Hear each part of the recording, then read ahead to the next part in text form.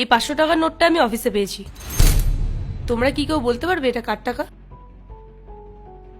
দেখো একবার ভালো করে ভেবে বলো, কারণ এই 500 টাকার নোটের সাথে আমি এই বান্ডিলটাও পেয়েছি। ম্যাডাম, এই টাকাগুলো আমার। না ম্যাডাম, এই টাকাগুলো আমার, আসলে আমার কাছ থেকে পড়ে গেছিল।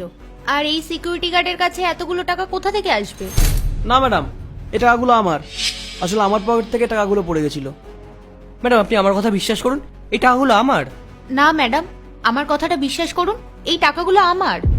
আচ্ছা, আমি যখন তোমাদেরকে ফার্স্টে জিজ্ঞেস করলাম যে এই টাকাগুলো কার, তখন তোমরা কেউ কোনো রিপ্লাই করলে না কেন?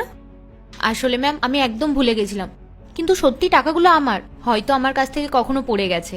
না না ম্যাডাম, এরা দুজনেই মিথ্যা কথা বলছে। আসলে এই টাকাটা আমার পকেট থেকেই পড়ে গেছে, এই টাকাটা আমারই। কিন্তু আমি তোমাদেরকে কি করে বিশ্বাস করব যে এই টাকাগুলো তোমাদের? আচ্ছা, তোমরা এক কাজ করো, পূজা, রনিত, তোমরা আমার কেবিনে চলে এসো, আর রাহুল তুমি এসো, আর বাকিরা নিজেদের কাজ করো।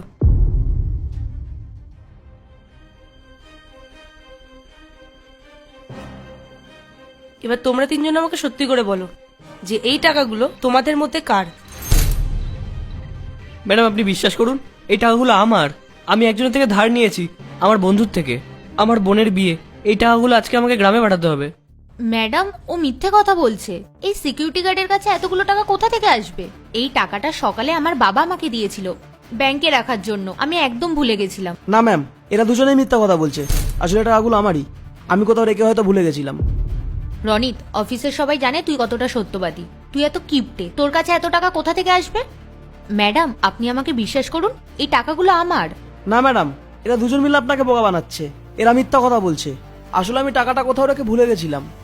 ম্যাডাম, আপনি বিশ্বাস করুন, এই টাকাগুলো আমার। আমি এই টাকাগুলো ভুল করে ফেলে গেছি।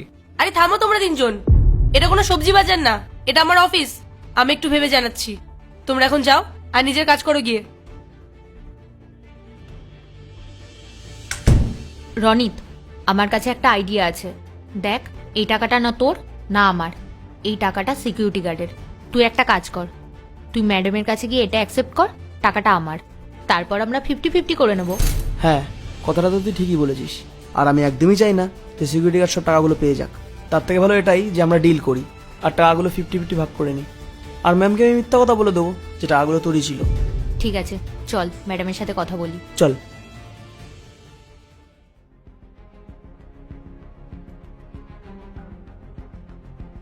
কি হলো, তোমরা আবার কেন চলে এলে? আসলে ম্যাম, আমি আমার ভুলটা বুঝতে পেরেছি।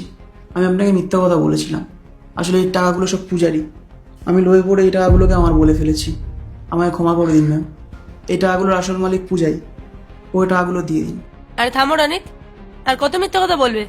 এত নাটক করার কোনো প্রয়োজন নেই, কারণ আমি খুব ভালো করে জানি যে এই টাকাগুলো তোমাদের দুজনের মধ্যে কারোরই না। এই টাকাগুলো সিকিউরিটি গার্ডের। রাজ আমাকে সবটা বলে দিয়েছে যে রাজই এই টাকাগুলো সিকিউরিটি গার্ডটাকে দিয়েছিল। ম্যাডাম, আপনি রাজের কথা বিশ্বাস করছেন আর আমাদের কথা বিশ্বাস করছেন না? ম্যাডাম, আপনি একটা কথা ভাবুন তো, যদি সত্যি এই টাকাগুলো সিকিউরিটি গার্ডের হয়, তাহলে ওইটা আগে কেন বলেনি যে এই টাকাগুলো রাজ দিয়েছে? তাহলে এখন কেন বলছে? রাজ ওকে বলতে না করেছিল, কারণ ওরা চায় না যে কেউ জানুক যে ও সিকিউরিটি গার্ডের হেল্প করেছিল। আরে তোমাদের দুজনের লজ্জা লাগা দরকার। অন্য কারো টাকাকে তোমরা নিজেদের টাকা বলছো? তোমরা তো স্যালারি পাও, তাহলে অন্যের টাকা থেকে তোমাদের মনে এত লোভ আসে কি করে? আর আমি তো ভাবতেই পারছি না তোমরা দুজনে এই কাজটা কি করে করতে পারলে। দেখো, তোমরা যাও গিয়ে নিজেদের কাজ করো। আর হ্যাঁ, এটা আমার লাস্ট ওয়ার্নিং। এরপর যদি তোমরা এমন করো না, তাহলে আমি তোমাদেরকে চাকরি থেকে বের করে দেবো। না ma'am, I am really sorry. Yes ma'am, sorry. এবার যাও আর নিজেদের কাজ করো।